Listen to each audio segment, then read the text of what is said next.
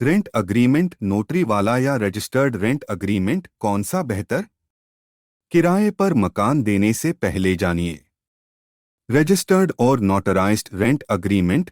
अगर आप कभी भी किराए के मकान में रहे होंगे या अभी भी रह रहे हैं तो आपको पता ही होगा कि रेंट अग्रीमेंट 11 महीने के लिए ही बनता है। ये दो तरह के होते हैं, रजिस्टर्ड और नोटरीकृत। इन दोनों में से कौन सा बेहतर होता है, चलिए जानते हैं। रजिस्टर्ड और नोटराइज्ड रेंट अग्रीमेंट। आपने किरायानामा यानी रेंटल अग्रीमेंट का नाम तो सुना ही होगा।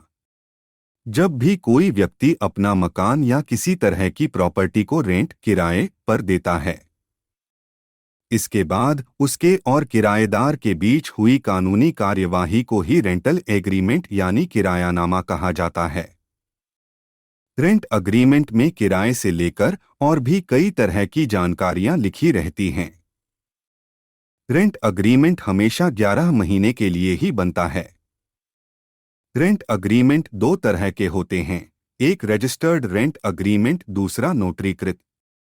आपको यह एग्रीमेंट करने से पहले पता होना चाहिए कौन सा ज्यादा बेहतर ऑप्शन है। अब आप पूछेंगे कि क्या रेंट अग्रीमेंट भी अलग अलग होते हैं? जी हाँ, आज हम इन्हीं के बारे में आपको जानकारी देने जा रहे हैं। किराए पर संपत्ति देते समय यदि पट्टा 11 महीने से अधिक का है तो रेंट अग्रीमेंट पंजीकृत या नोटरी की मुहर वाला होना अनिवार्य है। हालांकि अगर संपत्ति 11 महीने से कम समय के लिए किराए पर दी जाती है तो समझौते को नजरअंदाज किया जा सकता है।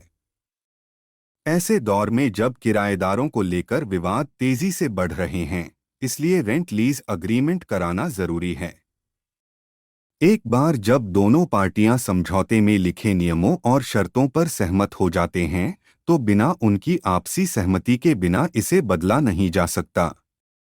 रेंट अग्रीमेंट को रजिस्टर करने से भविष्य के विवादों को लेकर दोनों ही पार्टियों के हित सुरक्षित हो जाते हैं।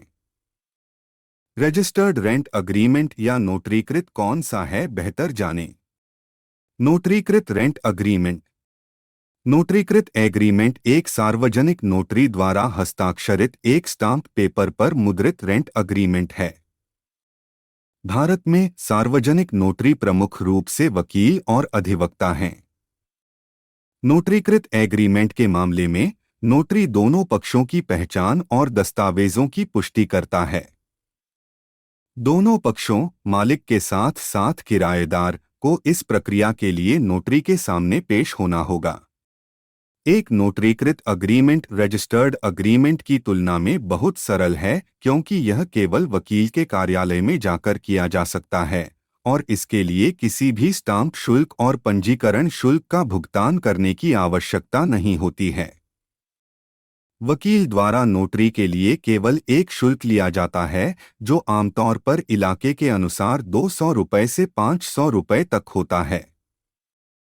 हालांकि यह ध्यान दिया जाना चाहिए कि किसी भी कानूनी कार्यवाही के मामले में नोटरीकृत अग्रीमेंट कोर्ट में स्वीकार्य नहीं होता क्योंकि यह किराए के लेन देन को मान्य नहीं करता है।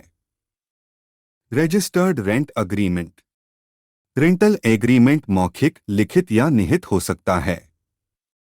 हालांकि लिखित समझौता यह बताता है कि दोनों पक्ष आपस में किन नियमों और शर्तों पर सहमत हुए हैं और असहमति के मामले में यह सबूत का काम करता है।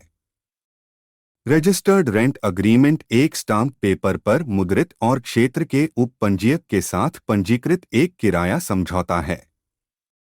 कुछ शहर राज्य ऐसे दस्तावेजों के ऑनलाइन पंजीकरण की सुविधा प्रदान करते हैं। रेंटल अग्रीमेंट रजिस्टर कराने का और अहम फायदा है कि यह कानूनी सबूत के तौर पर काम करता है और भविष्य में किसी भी कानूनी विवाद से मकान मालिक को बचाता है। यदि रेंट अग्रीमेंट रजिस्टर्ड नहीं है तो केंद्र सरकार के साथ साथ विभिन्न राज्य सरकारों के रेंट कंट्रोल एक्ट के प्रावधान लागू नहीं होते हैं।